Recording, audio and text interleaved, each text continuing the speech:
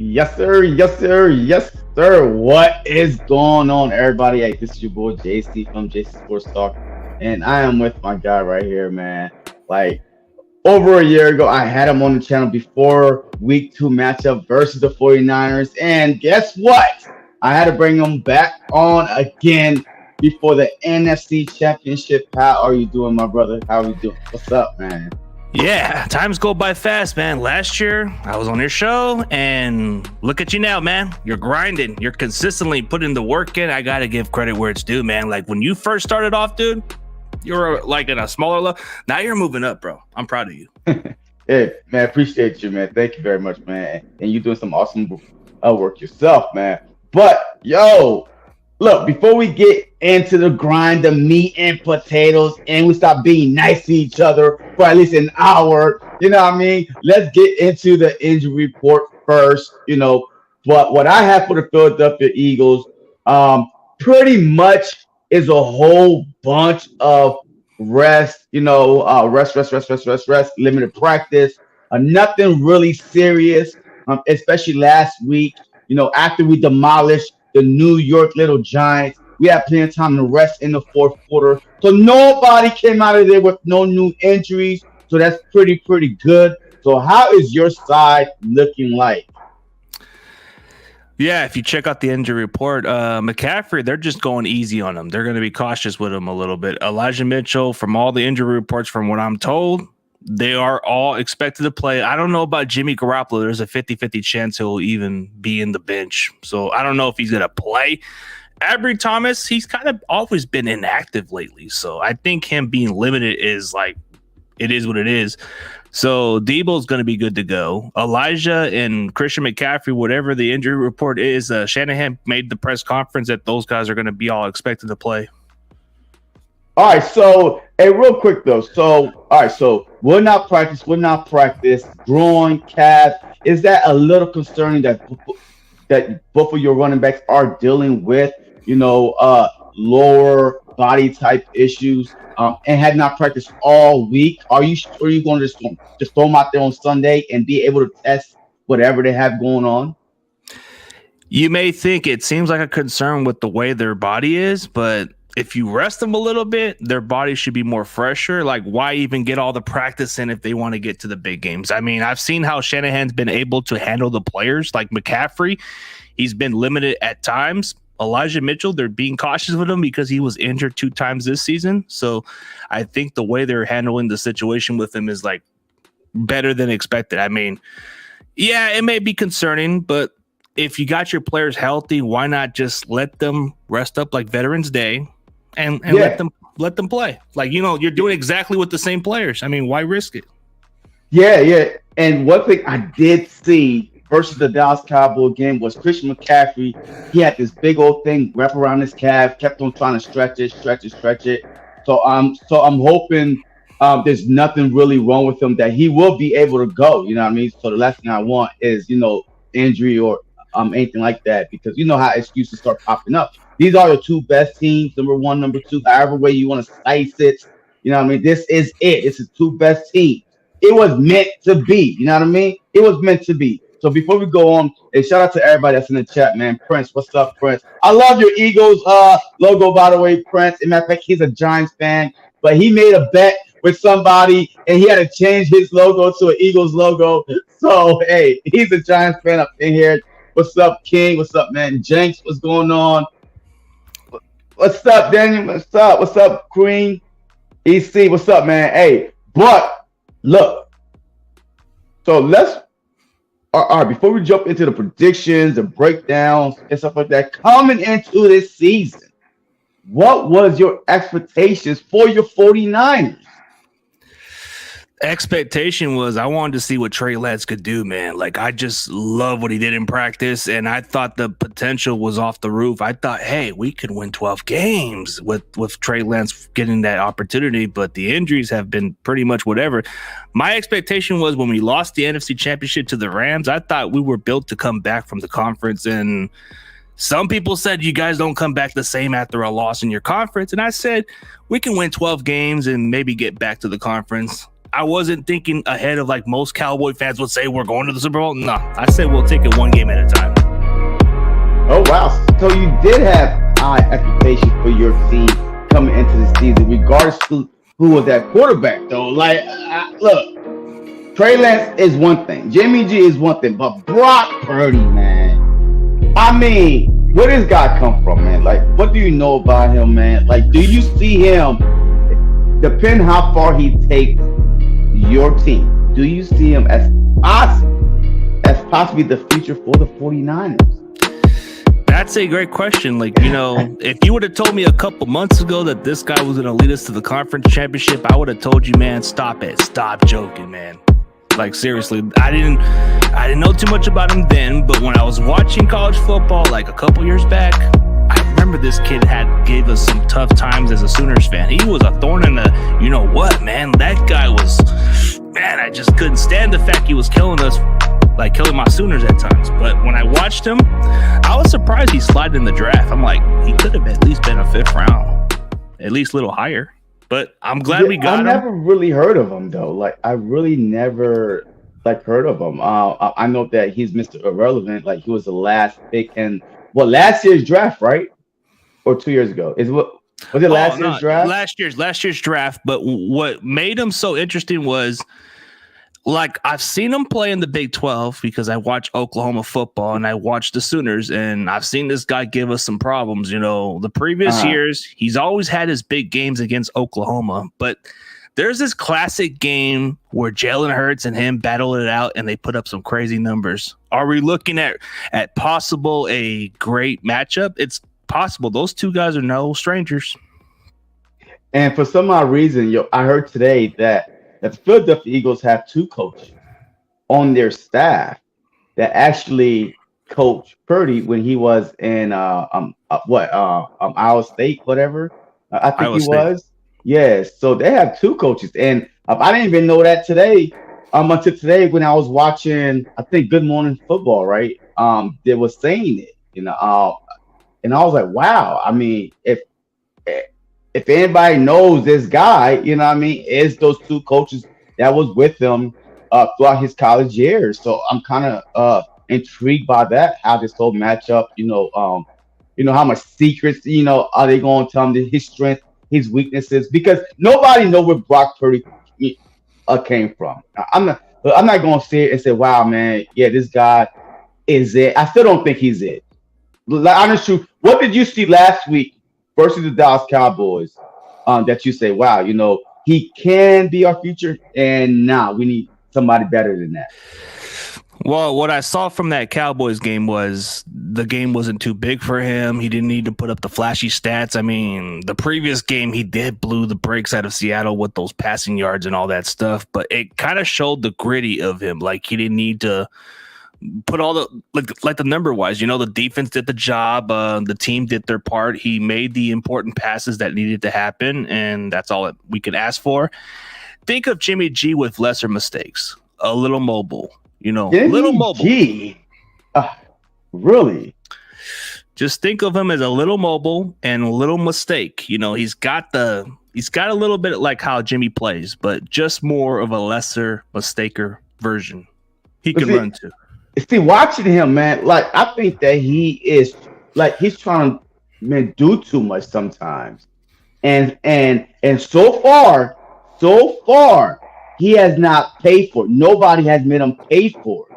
So watching that game against the Dallas Cowboys, I mean, there's a couple of interceptions that should have been happening, but nobody is making them pay for it. So now I started looking at it, everybody think that this guy is this, untouchable quarterback. You know what I mean? And we definitely about to see what he is made out of, because this upcoming Sunday, in my opinion, will be a bigger challenge for him than against the Dallas Cowboys, especially when the Philadelphia Eagles lead the NFL with 70 sacks, 5 last week, so 75 total. So what are your thoughts with that? Is he going to be able to once he start getting hit? Because watching him, he got sacked like twice, I think, this past week. Do you feel like this guy could get rattled, and then you really gonna start seeing the rookie that he really is?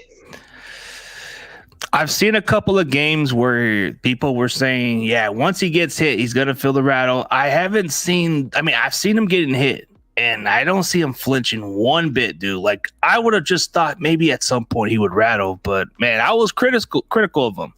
I'm still thinking that even if he wins this game, I'm not fully convinced that he's even the guy. I still would want to give it a QB competition, but, hey, this is how he can shut me up. Win the Super Bowl. You win the Super Bowl. Your job is yours. Well, Jimmy G didn't win you the Super Bowl. But Jimmy G didn't win you the Super Bowl, though. But Jimmy G did not even win you the Super Bowl, and he was assumed to be the guy. So how you going to say, hey, win the Super Bowl and the job is yours when he will be the first rookie to actually, win 3 games to actually bring you to the Super Bowl? I mean, that's a tough task.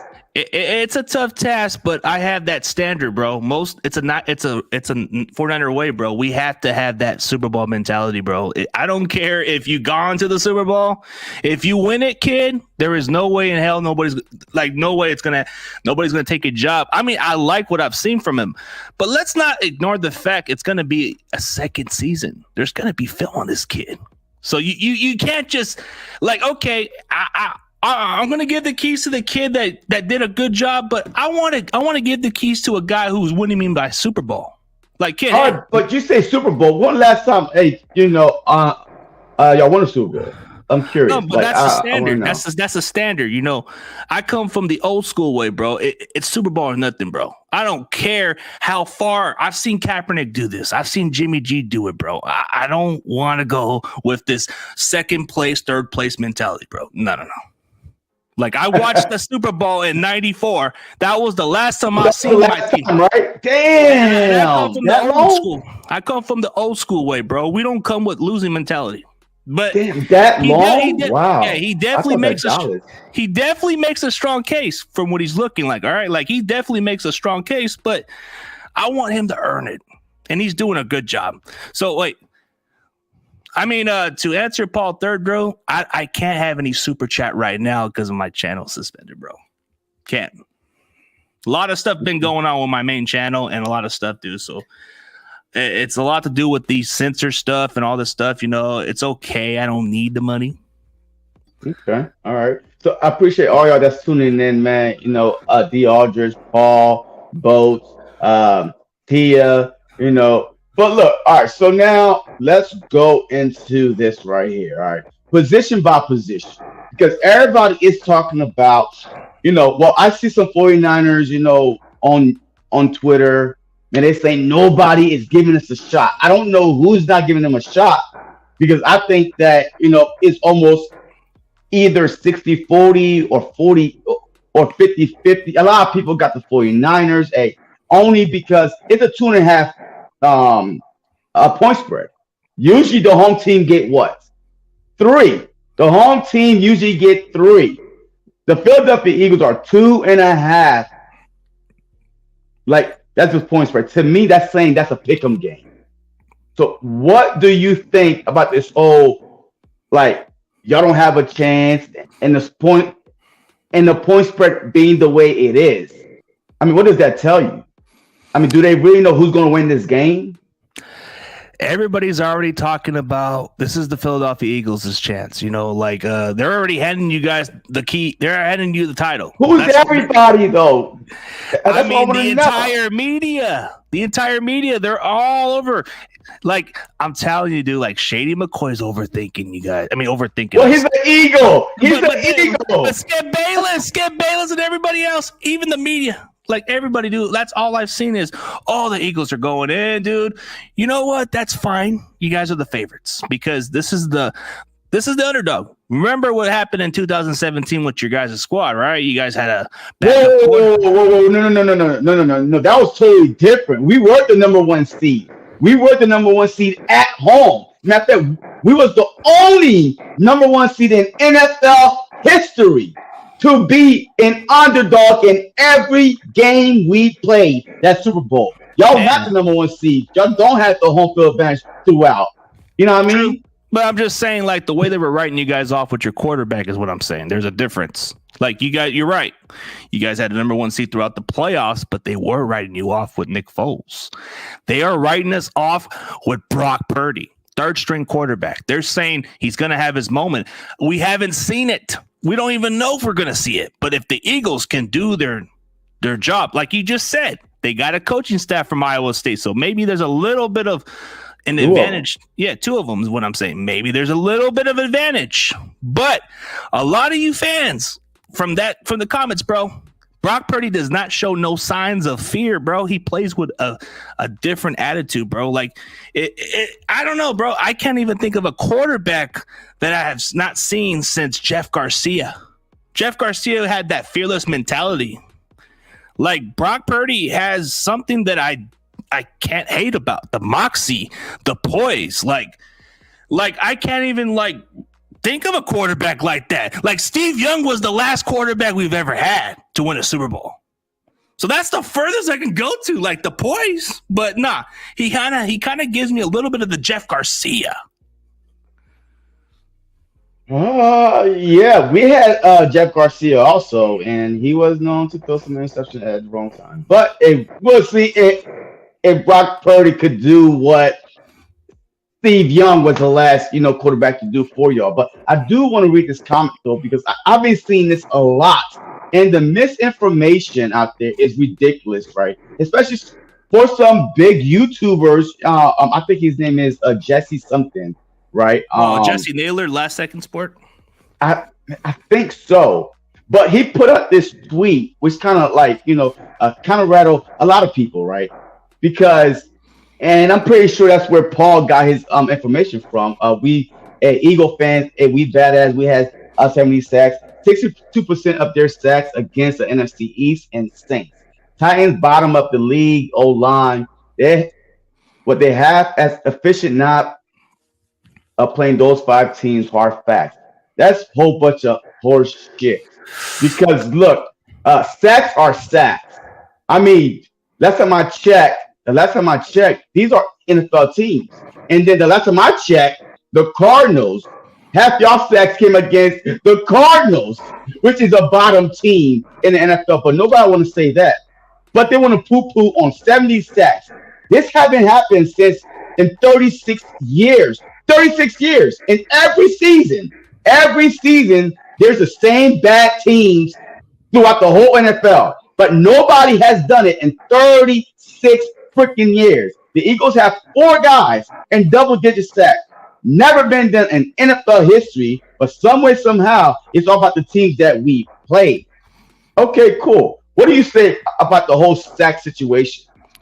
You just play by your schedule. Like, who gives a damn what anybody thinks? Like, you're in the tournament. You're in the big dance because of, dude, like, I can care less if you play a sorry squad that's probably going to get the number 1 pick. I can care less what, dude, like, you play the Texans. Who cares? You guys won, right? You didn't lose. Exactly, man. Yo, this is the NFL, man. It's hard to win games. Hard to win games. I mean, last time I checked, this ain't no Division 1, no high school. This is the NFL. A win is a win. It's hard to do. This ain't no college. You do not get what? Style points. In college, it's all about how bad you beat a team. You move up in the ranking, blah, blah, blah. This is NFL. Yo, you win. You 1-0, you 2-0, you 3-0. Who cares if you play the same team for 18 weeks? That's how you want schedule. You're not going to win every game pretty, okay? It's going to be one of those gritty games, and I get it, okay? Like, oh, dude, Las Vegas, okay. We didn't have film on this kid, Jarrett Stidham. So it's hard to prepare for a quarterback with no film, and we still won. So when you guys played the Colts, right, it wasn't a pretty game, but you guys still won. The Texans, dude, I can care less if you guys beat a Boy Scout team. You're here. Absolutely. We are here, and that's what matters. We both are 60 minutes away. We're 60 minutes away from being in the Super Bowl. Who is it going to be? We don't know. But let's go position by position first. We'll save the quarterback for last. But the first thing I want to go over is within the trenches, man. My defensive line versus your defensive line. In your opinion, who has the edge? You're just the defensive line on both sides. You guys have a lot of guys that can get to the quarterback, so it's hard for me to even say that. But I'm going to have to go with you guys as far as a collectively. You guys have dogs, and realistically, it takes an entire team collectively. So the Eagles have you just said, they have 4 players with double-digit sacks, and you guys have some nice players in between. So that's going to be the edge, which is fine. It's fine with me to even acknowledge that. All right, so let's talk about Bosa then, because it's been rumored that Bosa, once he don't play every snaps, he gets tired, blah blah blah. But I heard that his backup got arrested, whatever. You know what I mean? So how is that going to work out? Is he going to be able to play on Sunday? Like, how do you know about that one player? You know that whatever happened. What happened to him? Well, Bosa is just a wrecking crew, bro. He's just a defensive player of the year type of candidate, dude. Like, try to keep him as fresh as you can. But as far as Charles Omenihu, like you just talking about, I just looked up the article. I read what was going on. And according to what I heard, this can be like another BS type of storyline. I mean, BS type of, not BS storyline, but kind of like a BS where a chick makes up some dumb stories and then, you know how stuff is. You got to see the side of the story a little bit. You know, I don't condone the actions, but it looks like he's still going to play. Shanahan even confirmed that he is going to expect to play either way. So we got to trust the process. But as of right now, he's already been practicing. Like, they're practicing him limited right now. So on the defensive line, do y'all have enough rotational piece to keep these guys fresh, especially going against a Philadelphia Eagles run offense that's like number 2 in the league and constantly run. Last week we ran the ball 44 times, 268 yards. I'm not saying that we're going to get 268 yards, but the whole point is to control the clock. So do y'all have enough rotational pieces on that defensive line to be able to, withstand the pounding that the Philadelphia Eagles are going to be running the ball?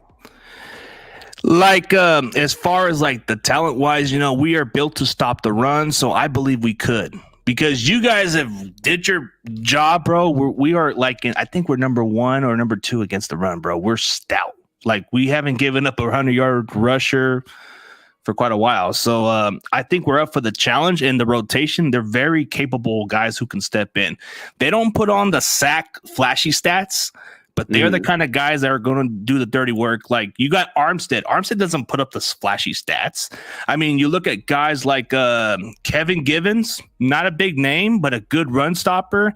Omenihu, like you just said, not a big name either, but he does the dirty work too. And you got, Jordan Willis, a guy we get off the rotation, bro. This guy doesn't put out the flashy, but he gets the job done, bro.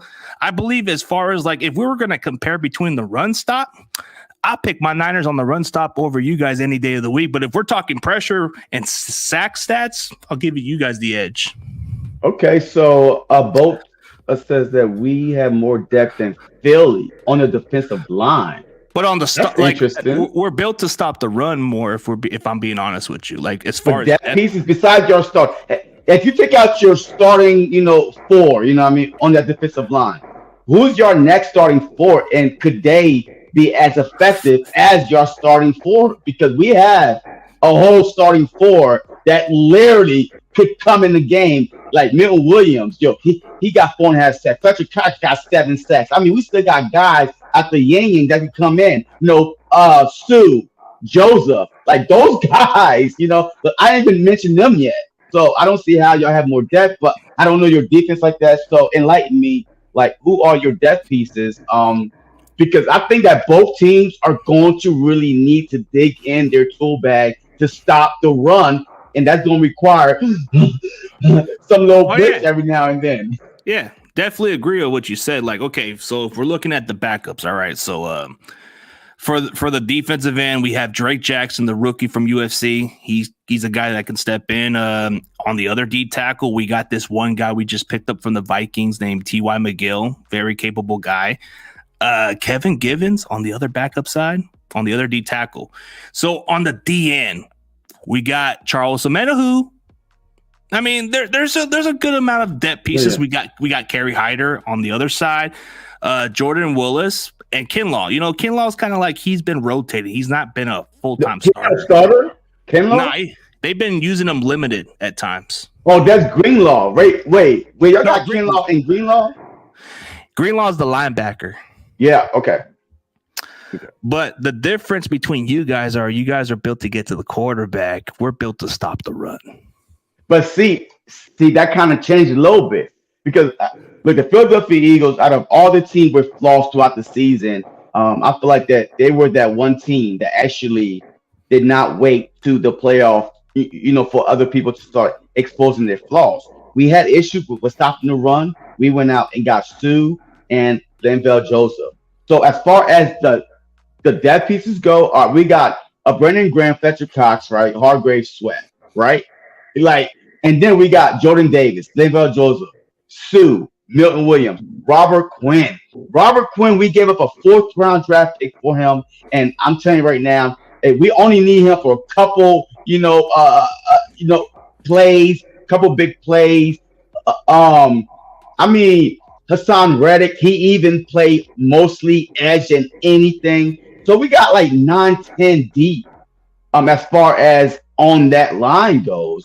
That's constantly fresh. And that's why we are, we got better since we acquired Sue and Linval Joseph because Cox is not playing, the early rundowns, right? And now he's fresh to go to 3rd down and 4th down conversions.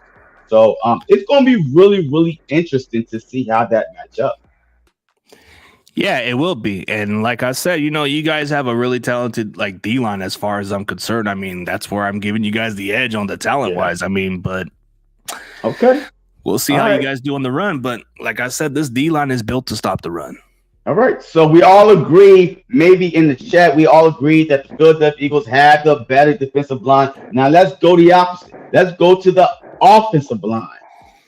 Who got the better offensive line? If you got a center named Jake Brendel, you're not qualified. Sorry, the Niners line, you're not qualified. The center is trash, and you got Mike Lynchy. I'm sorry, the Eagles have a better offensive lineman. Do I have to keep it a buck with everybody? Jake Brendel, I hope you're gone next year, dude. You're trash. Same with McGlinchey. Go stay in Philadelphia, man, please. All right, real quick. So if your offensive line, according to you, is trash, how in the world are you going to stop this pass rushing defensive line that's coming at you?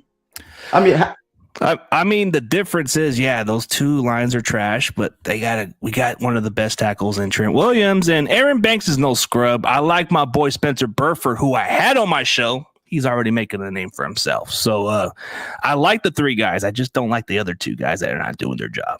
But like I said, I'm going to give the edge to the Eagles because you guys have a really good offensive line. All right. And I'm still going to give my guys some props. As far as the offensive line, we have 3 Pro Bowls and 2 alternates. So basically 5 Pro Bowls. We have 5 Pro Bowls on that offensive line. Everybody made it. You made it. You an alternate. So I do agree with that. The Philadelphia Eagles do have the best offensive line between these 2. So now let's go to the linebacker. Linebackers, my Niners. You look at the entire guys we got on the roster. We got Fred Warner, one of the best linebackers in the league, in my opinion. I know there's other better ones. Then you got my boy Dre Greenlaw and Azeez Al-Shaair. Those guys are hitters, bro. The Eagles, what is it? TJ Edwards and forget the other guy's name. Akaje White. Nakobe Dean. No, Hassan Reddick / in. So and you could throw him back there, but he played more in 90% of the time. But sure. Yeah, no disrespect, but I'm giving the edge to my Niners on this one, man. I completely agree with you. You know what I mean? I feel like that the 49ers do have the best linebacker in football in Fred Warner. I love that dude, man. He's a beast. He is a tackle machine. He'll cover. Hey, you saw him cover CeeDee Lamb running down the middle. Yeah. He's a very, very, very talented, smart, highest paid, I believe, linebacker in the league. And he earned every dime. So I would definitely give y'all the edge at the linebacker position. So, and that's where I think that helps y'all with the run because y'all linebackers they are not afraid to stick their nose and like meet the running back at the line, not wait till he get 5 yards, or 2, 3 yards. They are looking for that running back and they are beat feet right to that running back. So I definitely give y'all the edge, and that's why y'all probably better in stopping the run than we are because we're more content if our front four got to help stop the run, and then everybody got to try, But y'all don't need everybody. Y'all just need those two linebackers that y'all got. Is Greenlaw a Pro Bowl?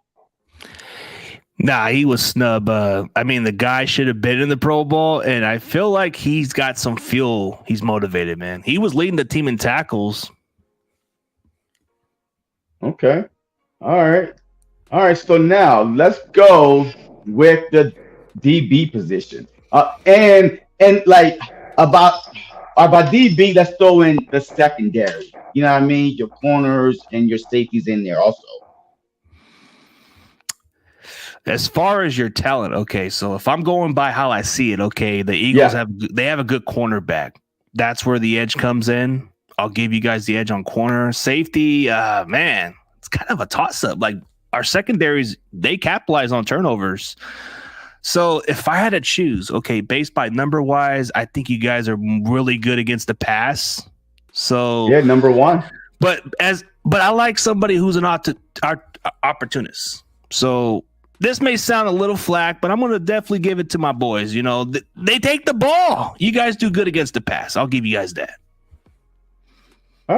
Look, the Philadelphia Eagles are number one, and in the pass. Like, we don't allow quarterbacks to throw more than 175 a game. You know what I mean? A lot of these teams, yes, you might have one or two games there where like Dak Prescott, he throws for 300, or Aaron Rodgers. But collectively, the whole season, we've been very, very good, and that's why a lot of our sacks is cover sacks, right?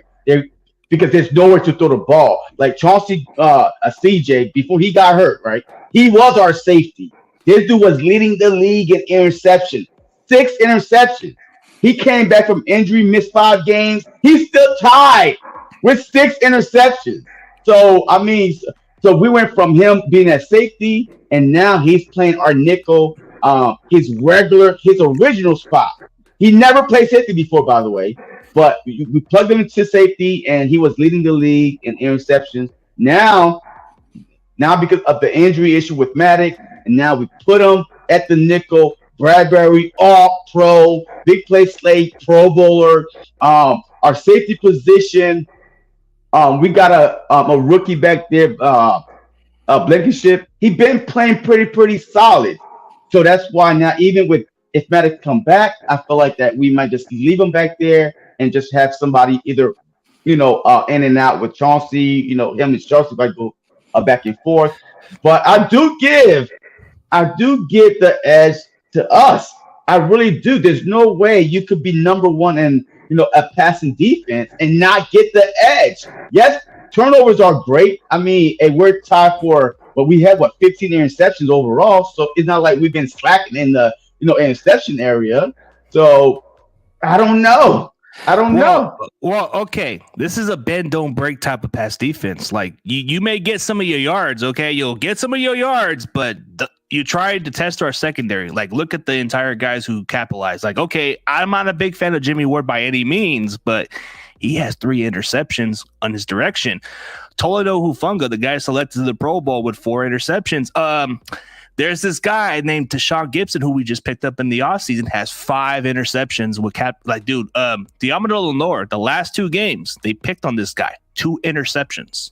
So yes, I would say, as far as like a pass defense, you guys are definitely up there, but I'm going by the turnovers, bro. You can give up the yards. Second half, that's where it gets harder for the opposing offense to score, dude. We'll capitalize.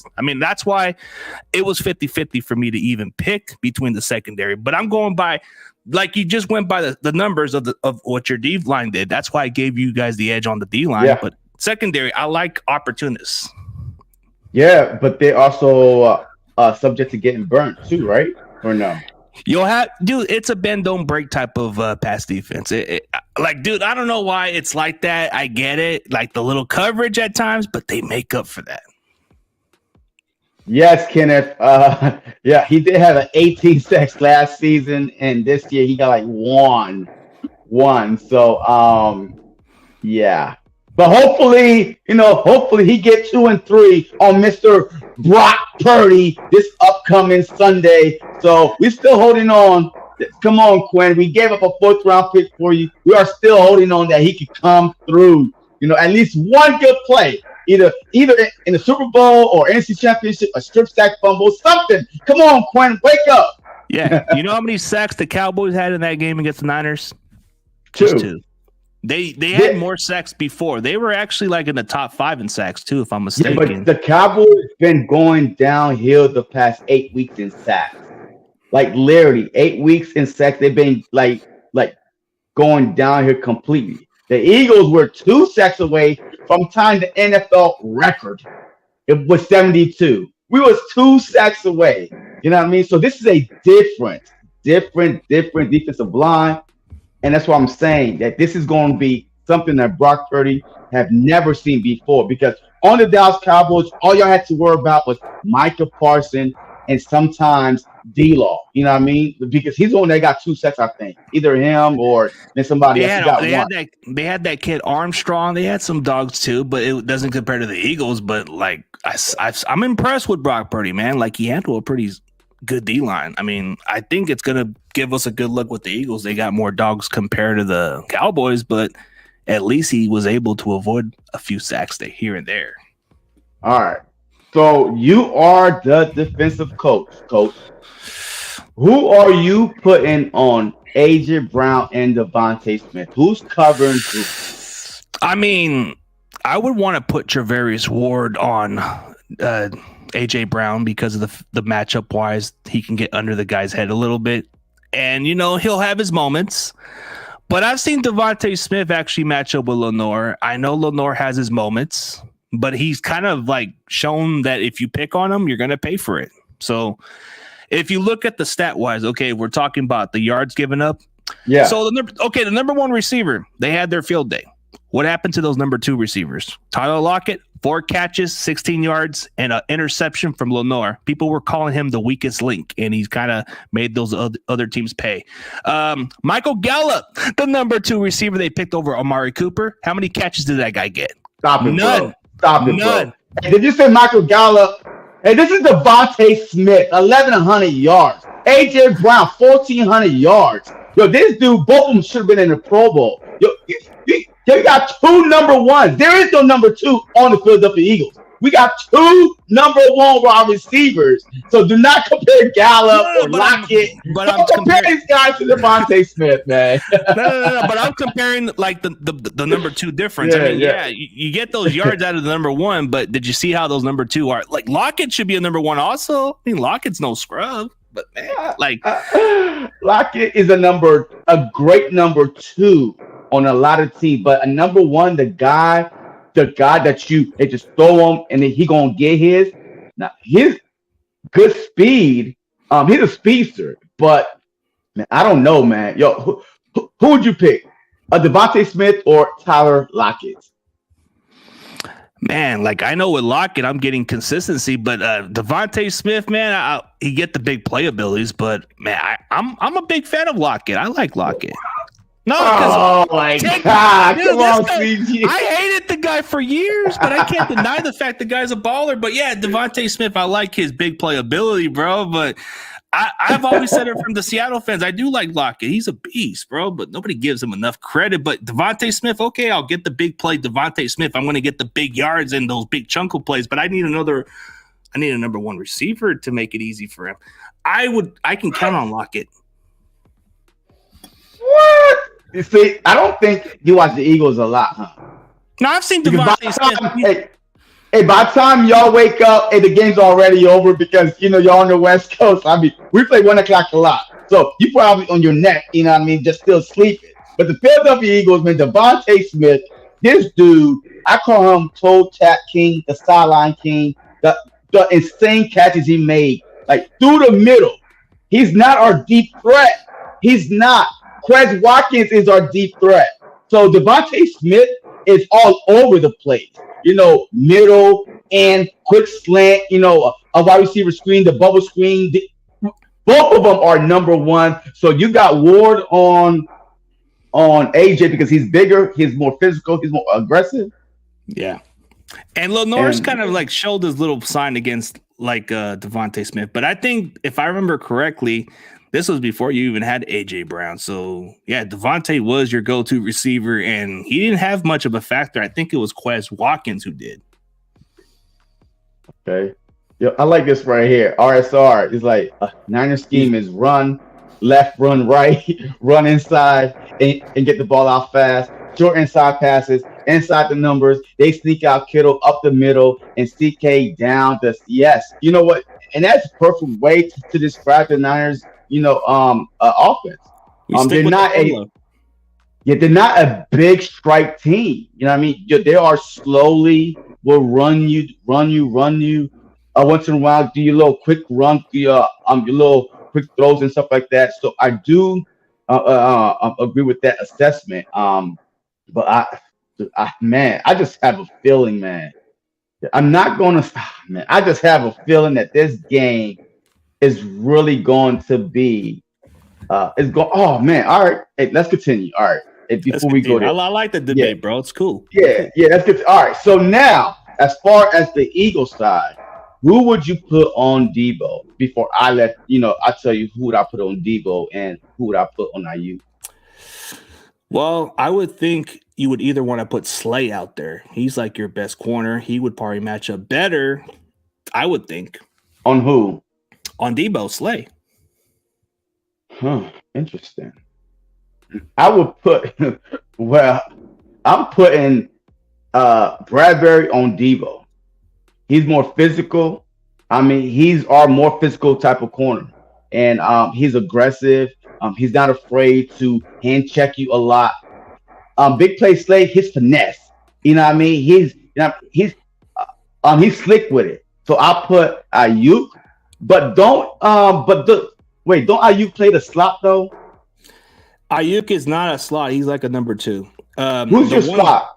Juwan Jennings. Like he is like, that's going to be against Maddox, right? Isn't Maddox your slot corner? No, Chauncey Gardner. Oh, Chauncey Gardner against DJ. Yeah, perfect. Two of the physical guys match up, right? Because Jennings is physical, and I think Chauncey is very physical. Yeah, he's handsy too. Like he's not afraid too. He caused some penalties with the Saints a while back. I remember that dude. He was trying to cause a penalty with Kittle. Yeah. So now you got Chauncey on Jennings, a big play Slay on Ayuk, and Debo, Bradbury, line them up. I mean, that's how I like it, and I want to see that matchup right there. But my biggest problem is who you putting on Kittle. Well, no, who you putting on Goddard, and I'm going to tell you who I'm putting on Kittle. Who would I put on Goddard? You would have to put at least somebody like Jimmy Ward's kind of shown that he can like hold up the coverage against tight ends at times. So I would take my trust on Jimmy Ward because he's done it all. He plays nickel, but he could cover into the tight end. I've seen him done it before. So I would either let him or Fred Warner, one or the other, but I'll have to go with Jimmy Ward because of his instincts. Okay. Well, look, I'm putting two people on Kittle. I'm not lying. I'm putting one underneath. You remember last season when the Philadelphia Eagles played y'all? Like we contained Kittle, man. Like he didn't have no more than like 40, 50 yards, if that, because we had Maddox shadowing him, but then we still had somebody underneath.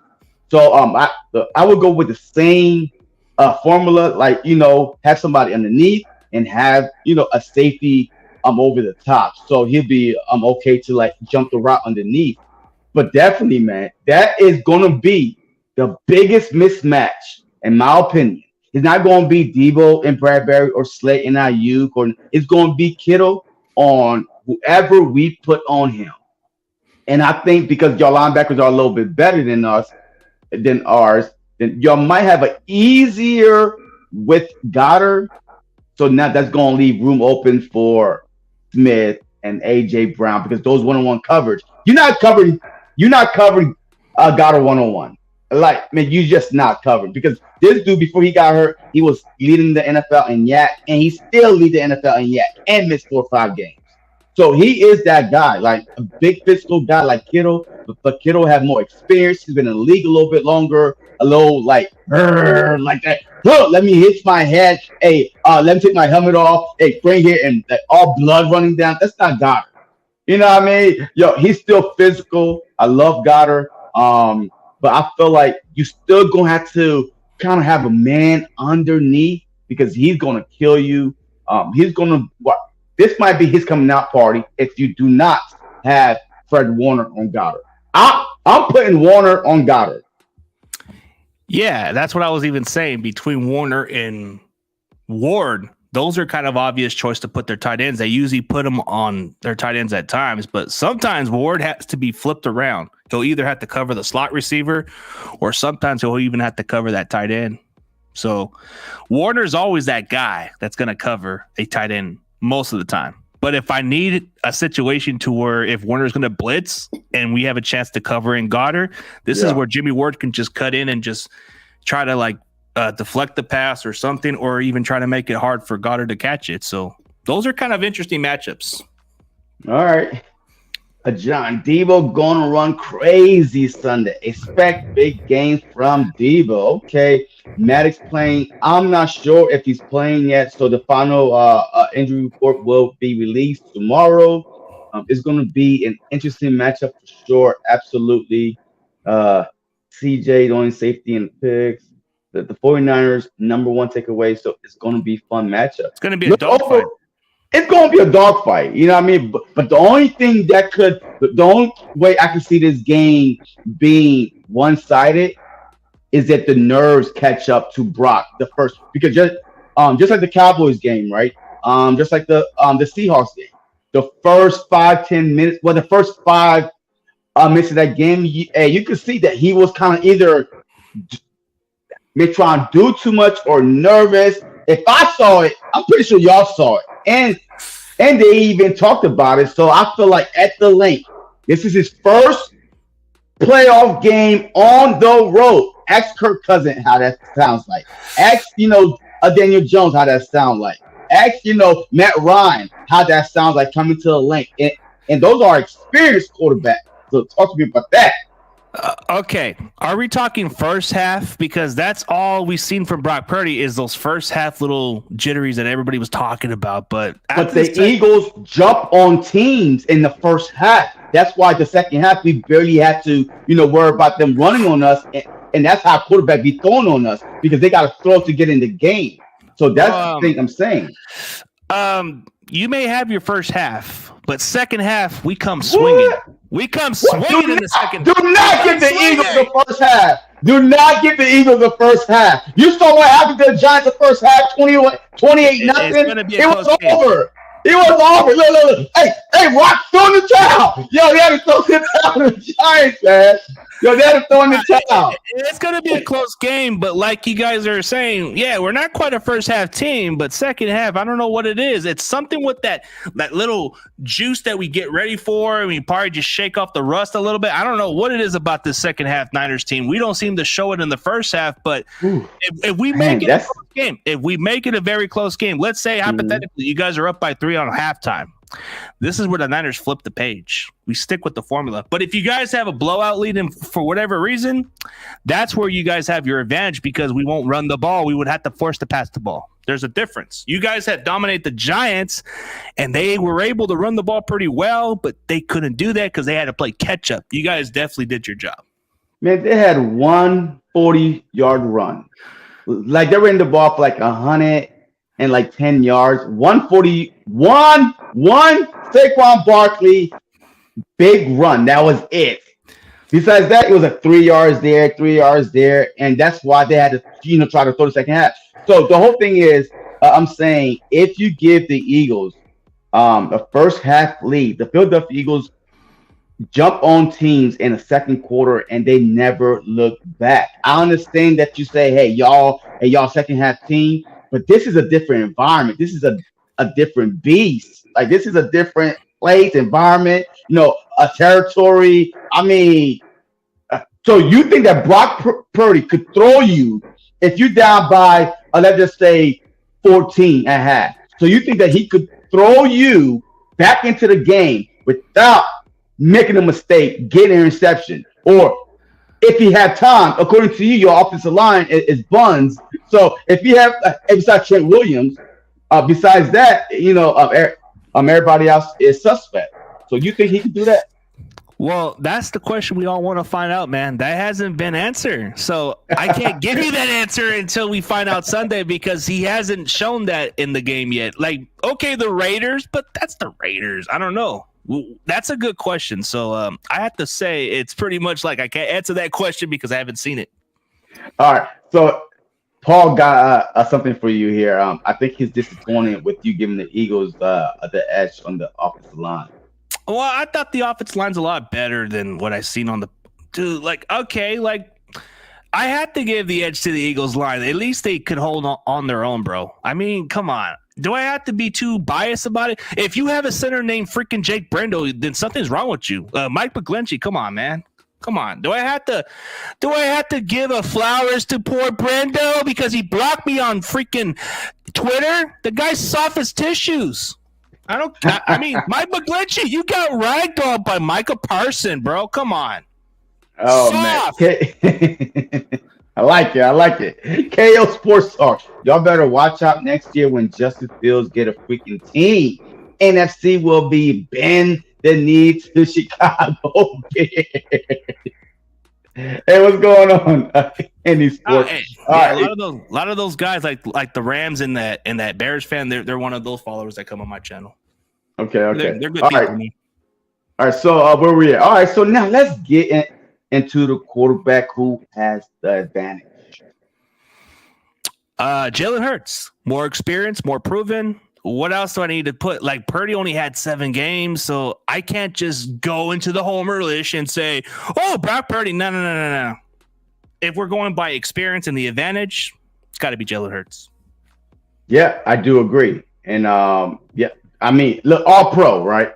Yeah. Hey, Jalen Hurts is an all pro. He was leading, more experience. And last year, he know how it is to get his head busted in the playoffs, right?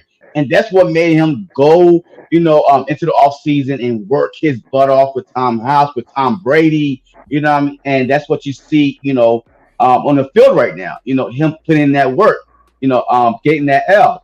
But I do think that this game is going to come down to the play of the quarterback. I really, really do think so. I mean, do you, or is it going to come down to something else? We'll find out Sunday. Like, it could come down to the quarterback position, or it can come down to who wants it more. We'll see. Like, it can go either way, the running game or the quarterback. It's one or the other. So it's going to have to come down to it. I want to see how this kid Purdy is made of in this type of environment. Like you just said. You really want to see. I can tell that you are so hyped to see if Purdy could handle the pressure more than anything. Absolutely. I want to see how this kid's made of. This is the toughest environment. This is the toughest place to play at. So good luck, kid. I'm root for you, bro. But I got to give the edge to Jalen Hurts. It's just. Look, according to Debo, y'all place is louder, man. You know what I mean? So it's all good. So he should be okay.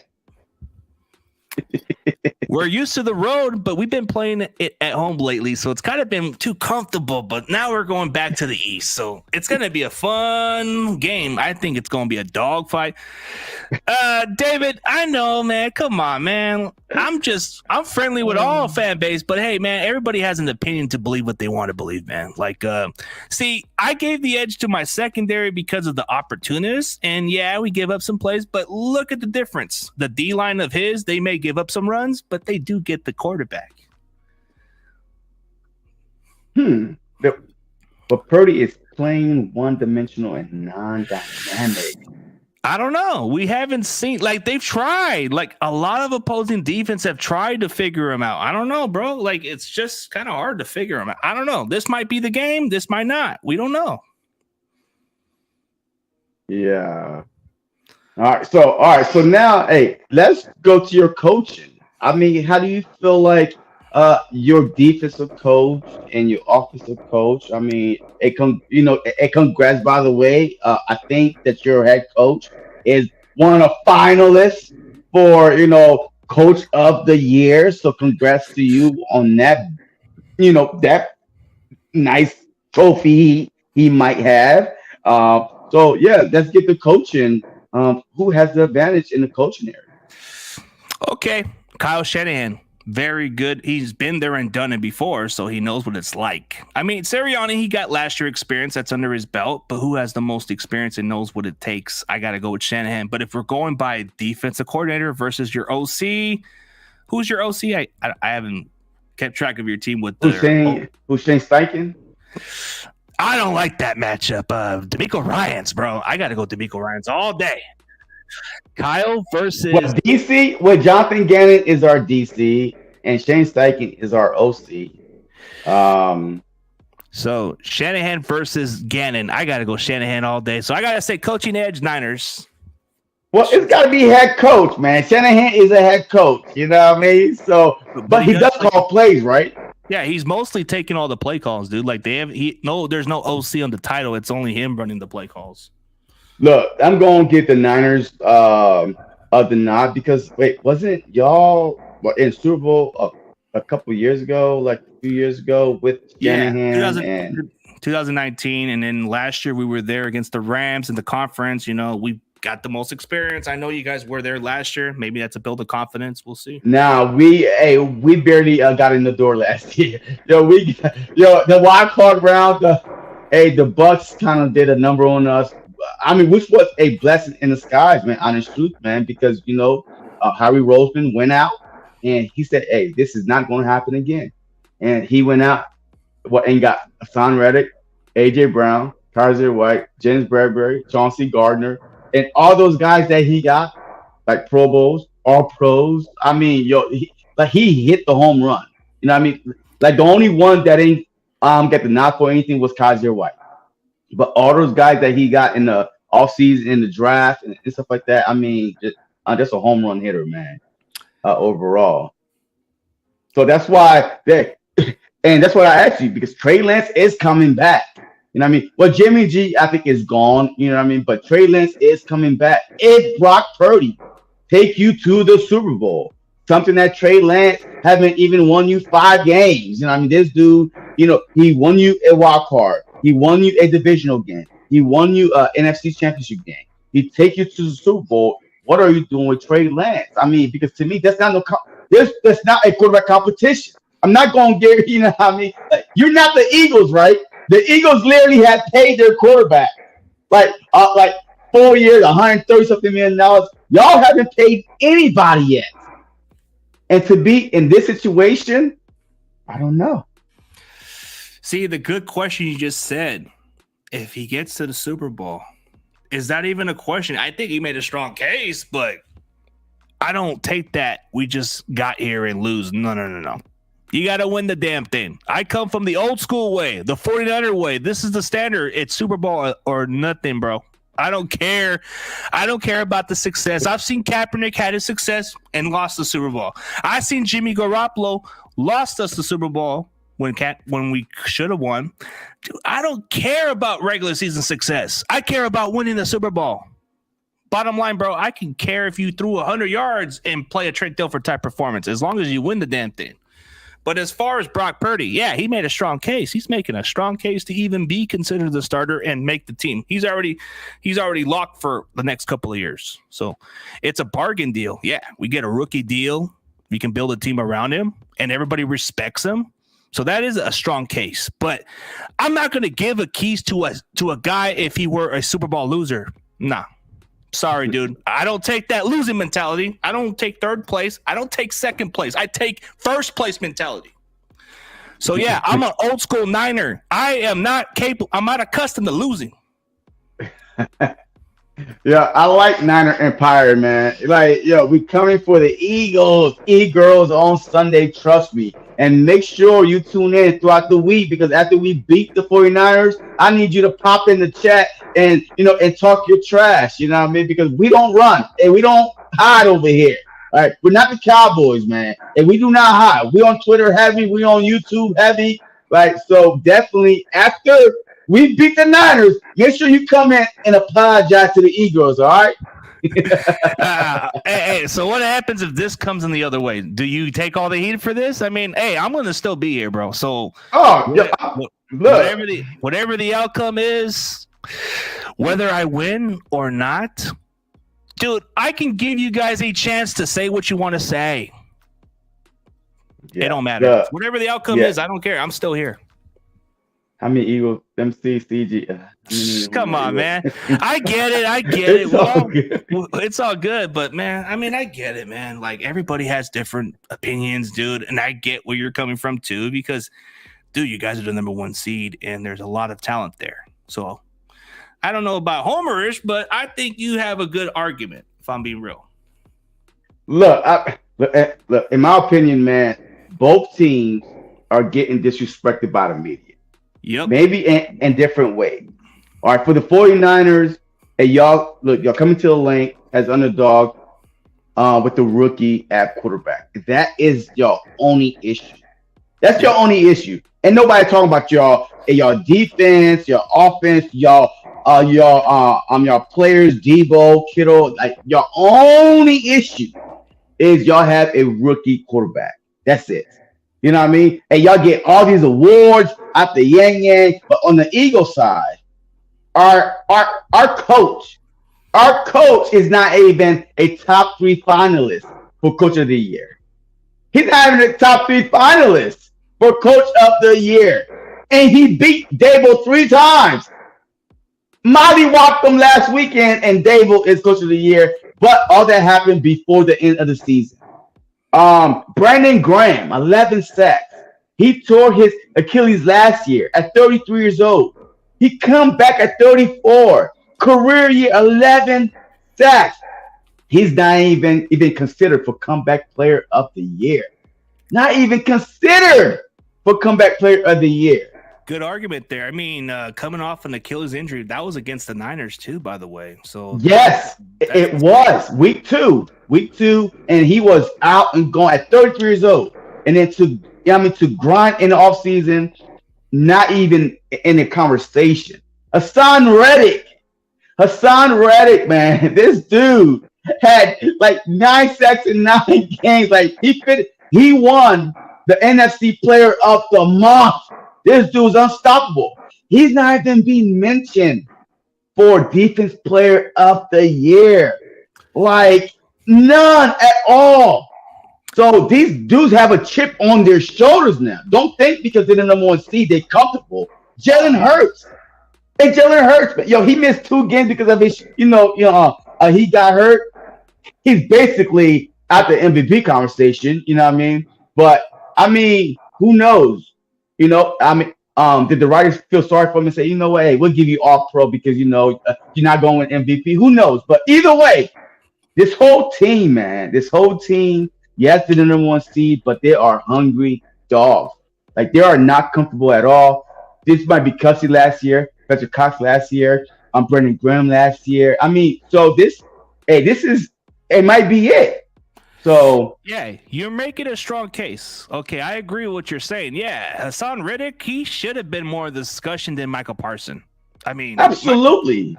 I mean, come on. So you're gonna give Michael Parsons more of the edge? You're gonna give Max Crosby the edge over Reddick? Come on, man. Like, I agree on that part. And Brandon Graham, he should be in the discussion of comeback player of the year. Most players at his age don't play the same with the Achilles heels injuries, bro. They don't even produce the same. Like, an injury like that, you're not going to even play as good as he once was, but he got double-digit sacks, so I agree on that. But here's where we have something to prove. Dre Greenlaw got snubbed in the Pro Bowl. This guy was playing his tail off, bro, consistently. He feels disrespected. I mean, Christian McCaffrey not even voted to the Pro Bowl? Who does that? Like, seriously, I get it. Okay, I get that part, but we have a lot to prove for sure. This can be the opportunity for both teams. Both teams have a lot to feel disrespected. Like you said, Kyle Shanahan's not even getting voted for Coach of the Year at this point. Like you said, Dable's probably getting the discussions, but name a Name a head coach who's overcome adversity with 3 quarterbacks. Their seasons would be over. Oh, he's going to win it. No, Kyle is going to win it. You think he's going to win it for sure? Yeah, adversity, bro. If you had your 3rd quarterback, your season's over. Most teams would have had their season over, or even their backup. It's hard to have a quarterback position like that these days. But you're right. Yeah. I mean, Sanders is a good running back too, but he's not. No. He's not like McCoy. He's not better than C-Mac. He's not C-Mac better, but he's a solid running back. Yeah. Oh, yeah. I mean, Sanders had his best year this year. His career year this year was it. And guess what? He's a free agent. Yo, the running backs next year for the free agent market is going to be crazy. Pollard is a free agent. Sanders, Barkley. I think Madison from the Vikings. I think AJ Dillon from the Packers. I mean, it's going to be loaded with talent, but we'll see. Yeah, but C-Mac, the only reason why, right? The only reason why he did not get voted into the Pro Bowl is because he changed teams. Yeah. He was traded, and he wasn't really having that type of season from the jump. So now, because he went to the 49ers, he started having a good season. So that's the only reason why. Yeah, and that's another blue chip on their shoulder too. I mean, but Brandon Ayuk, I think he's underrated, and nobody's giving him enough respect. I mean, he's already leading the team in receiving yards. Not everybody's talking too much about him. They're talking too much about Kittle and Debo and Christian McCaffrey. They don't mention much of Ayuk as much that he deserves. Like, he's probably the least talk about, if I'm being real with you.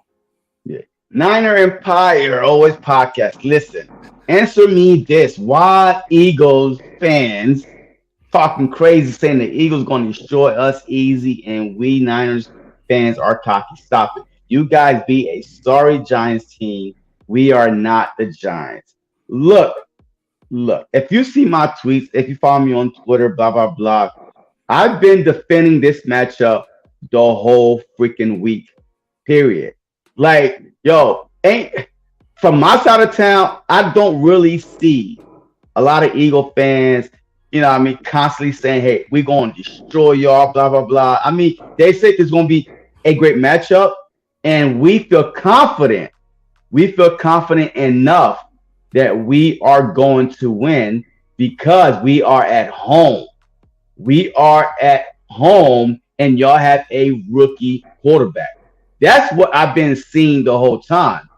But as you can see right here, if you see my tweet right here, look, man, this is going to be a great matchup. I respect the hell out of the 49ers, but I don't fear them, especially not at the length. I'm fired up for this game. Let's go.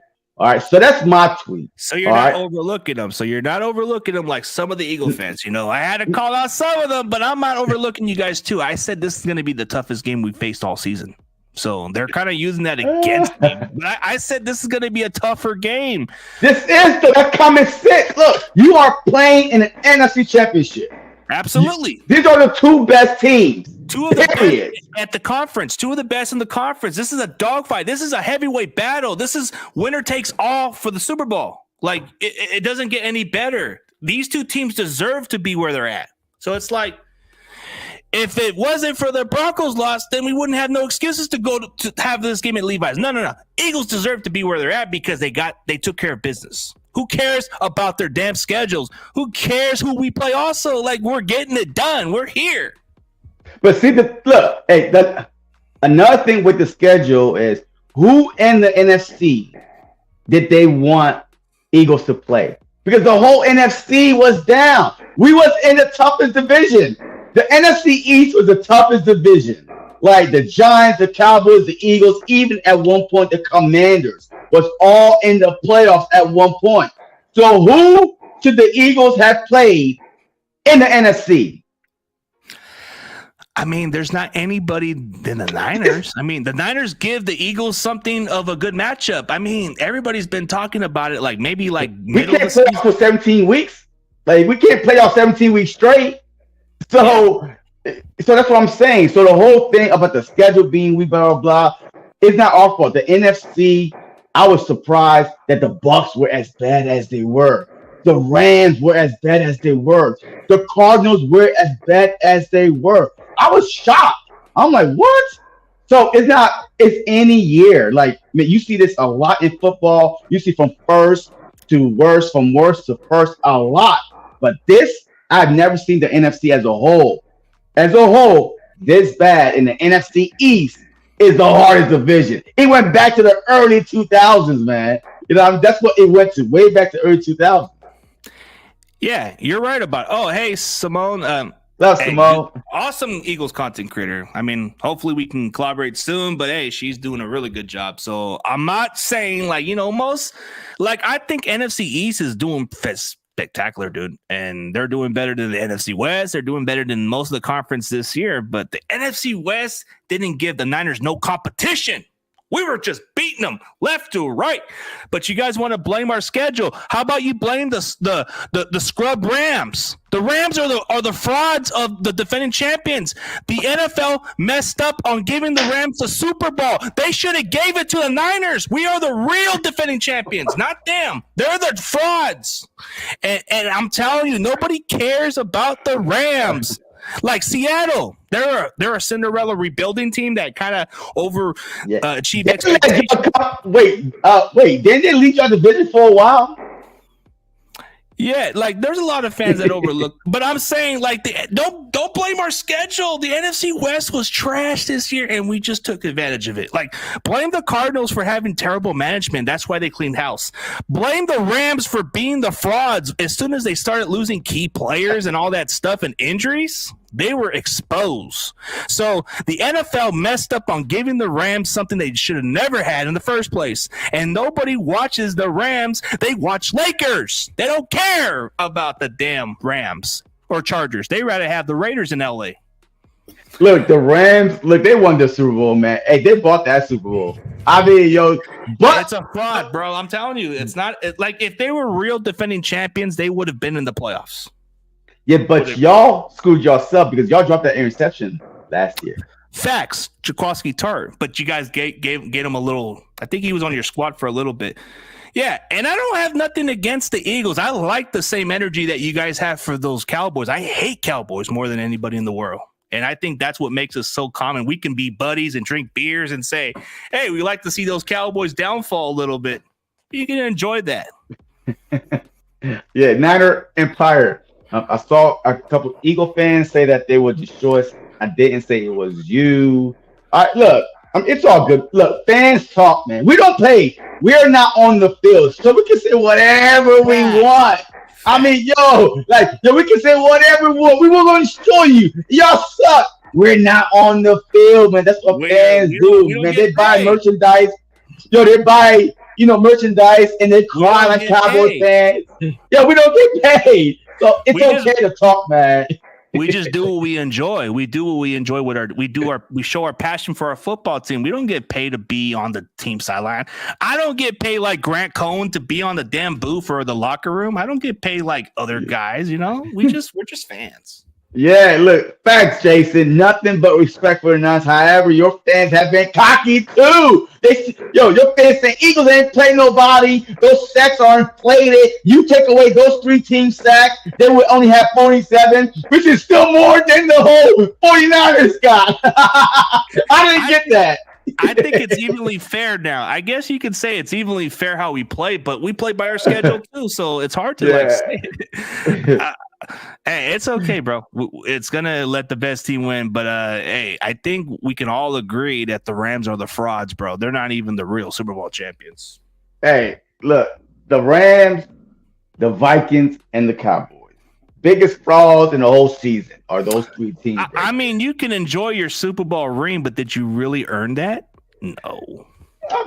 Look, it's hard to win a Super Bowl, man. Exactly. We won one in 2000. What? February of 2018. If we go back next week after we beat the 49ers, man, we'll have a chance to win 2 rings in 5-6 years. 2 rings, man. That would be amazing. You know what I mean? That'd be amazing. That would put you away from the one ring wonders category. It would put you in the two. But if we get to the Super Bowl and win, we tie for the most Super Bowl wins, and we break the NFL record for most. How many would y'all have? What, 6? We would have 6 and tie with the Patriots, but then we would have the most wins in the playoffs in NFL history with at least one win above the Patriots. Wait, but don't Tom Brady have like 7, 8 rings? Yeah, but 8 rings, right? He got 8. No, he got 7. He lost to. No, he got one with the Bucks and he got with Patriots, but it's going to tie for the most rings. Okay, and it's going to break the NFL record for most playoff wins for that span because the Niners would have one win above the Patriots or whoever has the most wins in playoff history. So we're both in for history. So the Eagles have a chance. You know, here's the thing. Okay, so let's say hypothetically, if this doesn't happen for my team, I would like to see Andy Reid go against his old team for once. But I'm not saying that I don't want it to happen, but I have to take a perspective and go by how it could be. Like I have to go as an outside looking in. Dude, the Kelsey Bowl, it kind of seems crazy, but I'd like to see Andy Reid get his payback or the Eagles kind of do something about it. But okay, for you, let me ask you that question. Go the opposite route. Like, let's say hypothetically you guys don't go, but what matchup would you like to see the Niners face? Oh, I want to see because I love Andy Reid, man. Like, I want him to win as many Super Bowl as possible. So I would like to see Andy Reid, man. I mean, Big Red, man. He did us great in Philly, man. Like my biggest regret for him, this dude went to back NFC championships, man. You know what I mean? And made it to a Super Bowl one time and lost to the cheating Patriots. And in the following season, they got caught cheating. So we should have won that Super Bowl back in 2004, man. We should have won that. But we got cheated. But yeah, so I want to see Andy Reid versus the 49ers. That would be a good matchup, offense versus defense. But the thing is, whoever come out the NFC is going to win the Super Bowl because they have both. Like they have both. They have both. Just unlike the AFC, it's either offense heavy, bad offensive line over there, but the NFC, it's rounded. You know what I mean? It's a complete package. Yeah, I even said whoever wins the NFC this year is going to win. But I said, like, you know, we're kind of just flipping around. I know it's something we don't want to see happen, but, you know, we had to look at it differently at times. So, yeah, I mean, honestly, this would be kind of an interesting story. You know, think of it, the first pick versus the last pick, the Bengals. Now that I don't know, but then you got Eagles and Bengals too. But it can go either way, bro. Look, if we play the Bengals, man, there's one thing I'm confident about. All year has been consistent. When nothing else is working, it's our pass rush, man. All year it's been consistent. And if you have a pass rush, anything could happen. Ask Brandon Graham, you know, back and forth in the Super Bowl 2018, back and forth. And that one time, Tom Brady, strip sack, we got the ball back. That's all we needed was that one play. So a good pass rush could literally kind of eliminate your Chase, your Higgins, because you could get there faster. Like we could get there 1, 2, 3, you're on your back. 1, 2, 3, you're on your back. And then that causes you to throw fast. And guess what? Guys start jumping routes. You know what I mean? So, but definitely, Bengals or Chiefs will beat you, jceaglestalk. Thank you very much. I appreciate your confidence. I appreciate your support for the Eagles. See, look, I know how to play this game too. When y'all say, you know, this team is going to beat the Eagles, y'all really want to root for the Eagles. But it's okay. Y'all can't say it because y'all fan them. But it's all good. It's all good. I don't know how I'm getting suspect as the Eagle, bro. I'm just talking by honest matchups. I mean, what's wrong with being realistic about matchups? Just because I work with a lot of these Eagles content creators behind the scenes does not mean I'm an Eagles fan. Let's clear this shit out. Just because I work with networks with a lot of Eagle fans, does that make me an Eagles fan? Nah, I represent this damn team and nothing else. So look, at the end of the day, right? Yeah. Look, this is how I look at this. At the end of the day, the YouTube community is so small, right? Regardless who you root for, when it's time for us to, you know, collab, hey, we could talk facts, we could bullshit, you know what I mean, up with each other. it doesn't really matter. But that don't mean that I'm going to jump sides. Like, look at this. I ain't going anywhere. I'm an Eagles. You know what I mean? I ain't going anywhere. But I could have a decent, a respectful conversation, and speak facts and stats without saying, that makes no sense. I'm a grown ass man. You know what I mean? Exactly. You're right. I ain't got time to, but it is what it is. But we are going to get into give me your three keys to victory. If the 49ers will win this game, what are three things that they need to do right? And give me three keys if the Eagles will win this game, what would they have to do right? And then I would do the same thing. Okay. For the Niners, for three keys to winning the game, it comes down to stopping your guys' running game. Force Jalen Hurts to beat us with his arm. That would be the main key. I like our chances when it comes down to it, but that would be the key, is slow down your running game. Niners try to maintain that same formula. Run the ball consistently. It's going to come a lot more better down the second half. So maybe if you keep this game closer, this is pretty much a favorable matchup at this point. You have to be in a close matchup with the Eagles. You got to be in this game close to even stick with the formula. So that would be the next key.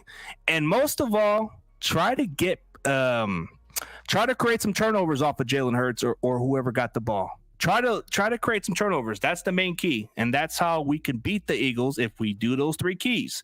So for the Philadelphia Eagles, this is plain and simple. Try to establish more of your running game. Try to wear out our defense, which has been easier than said and done. Try to force Brock Purdy to beat us. Try to force him. I don't know what he can do at this point, but you guys got to try to force him to beat him with his arm. And for your defense, just try to cover our receivers, man. Try to see if you can stop Debo at this. I mean, try to figure out a game plan how to slow down Kittle. Because if you can't stop him, it's going to be hard to go into this matchup. And either way, I think if the Eagles were to capitalize some turnovers, it's anybody's ball game. So those are three keys how they can do it. All right, so I'm going to go for the 49ers first. In order for the 49ers to beat the Philadelphia Eagles, one, they have to stick with the run. Our three losses against the Commanders, the Cowboys, and the Saints, they ran the ball 30 plus times. Like the Commanders ran the ball 41 times on us. So you have to be consistent. You have to keep running the ball. Don't give up on the run, because that means that our defense is on the field. You're controlling time of possession. That's one key right there. Number two, go exploit the matchup. Kittle is your mismatch, in my opinion. I think that you should try to get him an tight end screens. Down the middle is a weakness for the Philadelphia Eagles. I'm going to keep it a buck. Down the middle is always like, it's always open. Watch. The middle is always open for the Philadelphia Eagles. So if I can see that, I'm pretty sure my guy, ex-Philadelphia Eagle, D'Amico Ryans, is already licking his chops. Going to Kittle, streaks down the middle because it's open. And number three, y'all have to find a way to protect Brock Purdy. Y'all have to. Because if he is under fire constantly getting on his back, it's going to be a long game. And like you said, you don't know what he's capable of. Like, you never see him get sacked 4 or 5 times or throw a pick or fumble the ball and try to get back in the game. And hostile environment. So that's my three keys. You know what I mean? Run the ball. Don't give up on it real quick. Regardless if you're down by 10, don't give up on the run. Exploit the middle and definitely protect Purdy. But for us, run the ball. The Eagles ran the ball 44 times, 268 yards. But the thing is, we use all three of our running backs. Y'all got 2. We got 3. Boston Scott, Gainwell, Miles Sanders. Constantly 5 yards, 5 yards, 5 yards. I know that y'all average about 4, 5, 6 yards yourselves. So, it's going to be a chess match. Run the ball. Number 2, quick wide receiver screens like they did against the Giants. Depends how far, Ward and Gibson is playing back. So, quick tight end screens, quick wide receiver screens. Don't always try to go deep, and that's when you start baiting them in. that's when you go deep on them. I'm just play that mind game with them. And number 3, get after Mr. Irrelevant. All right, go after Brock. Go after Brock. You had to put him on his back.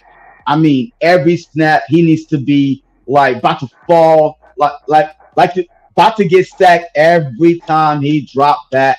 He needs to be worried about where this rush is coming from. And my bonus is this: disguise your blitz. Like my thing I would do is cover 0, bring everybody up, right?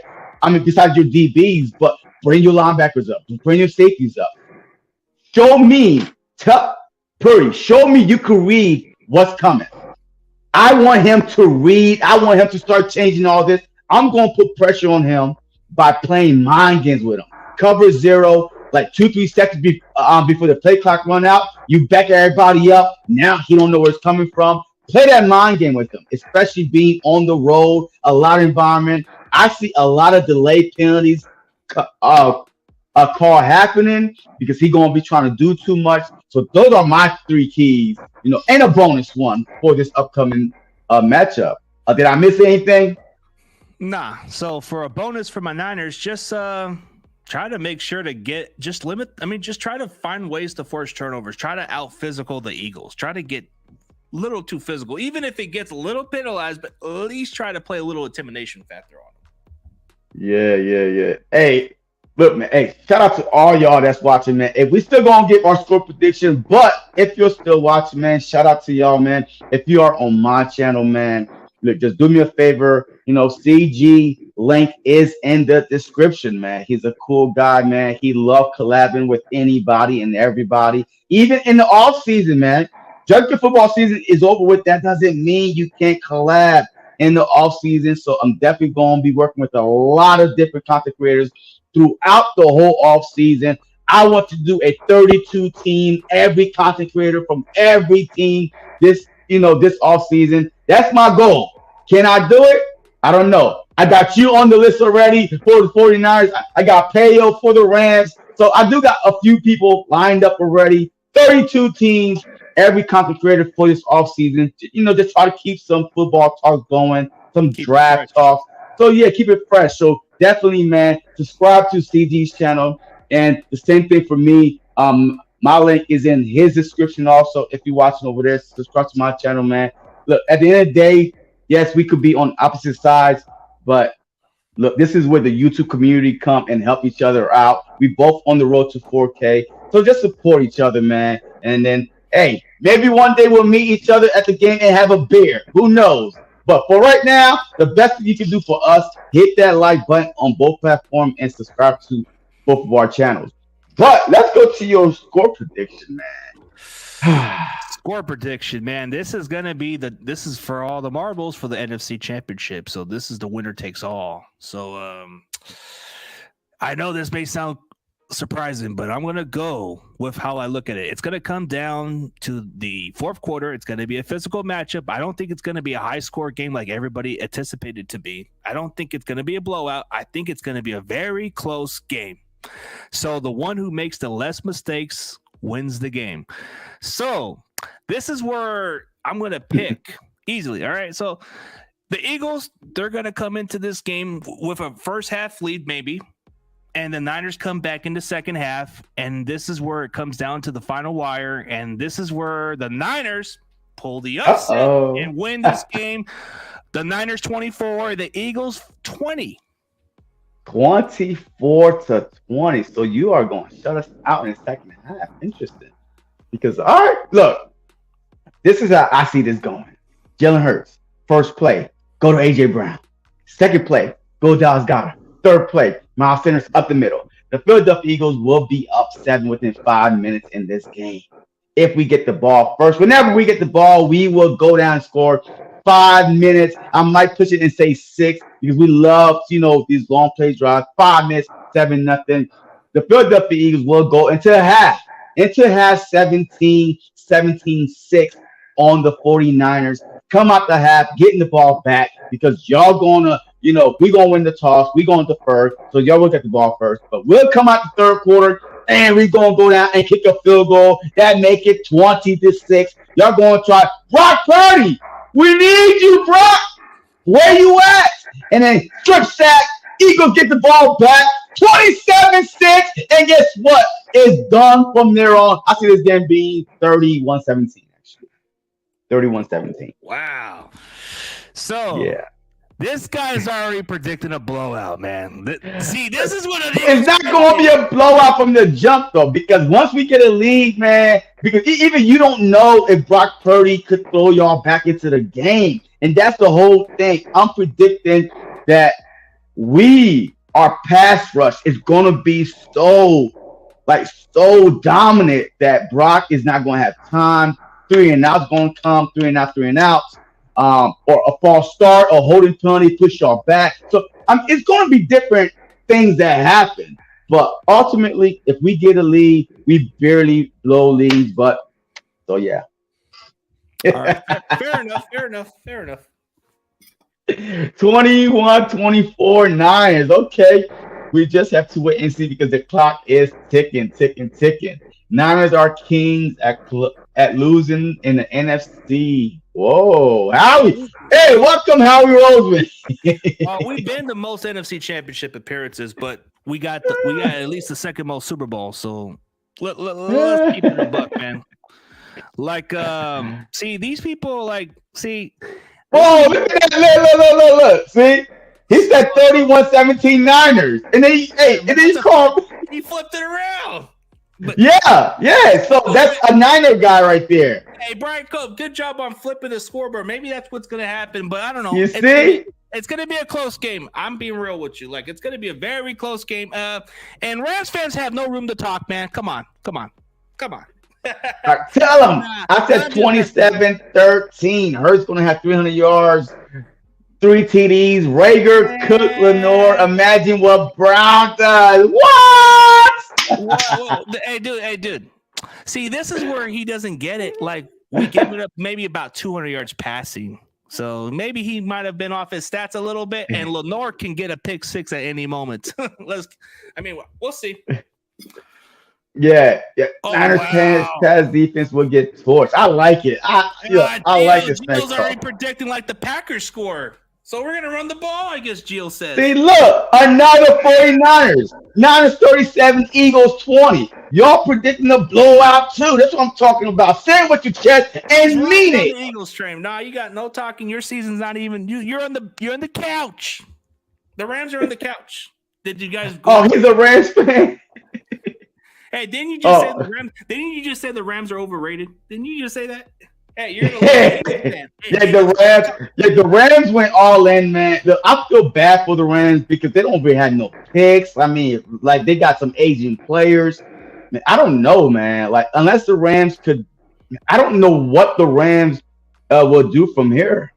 Honest truth, because they went all in last year, and that was it. That was pretty. I don't know, but I think it's definitely going to be whoever wins the NFC. They're going to win the Super Bowl. So I'm just hoping it's this team. I'm hoping it's this team that gets it, but we'll see what happens. Man. We flying with the bird. We flying with the Eagles. That's what I'm talking about. All right, man. If we about to wrap this up, man, hey, let them know where they can find you on. And don't you have a live next? Yeah, in about an hour away. But yeah, my main channel is my main channel. So CG Ruthless Sports Network, but I've been working behind the scenes on my Niners channel, which has been growing. It's been booming. So CG Ruthless 49ers Talk is another one that I keep exclusively as Niners, and it's been growing from the get-go. Let's see.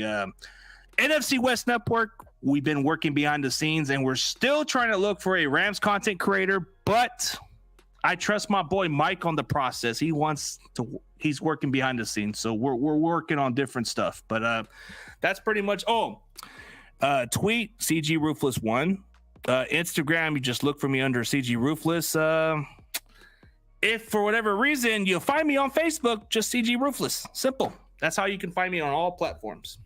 Yeah. And for me, man, definitely hit me up on Twitter, man. This is my Twitter, page right there. JC Sports Talk 24, Weapon X, Brian Dawkins. So definitely, man, I'm on there hard, defending my Philadelphia Eagles and also just showing love to the 49ers. But also on my YouTube channel, JC Sports Talk, man. Like I said, both links for both of our channels are in each other's description. So just make sure y'all click those description.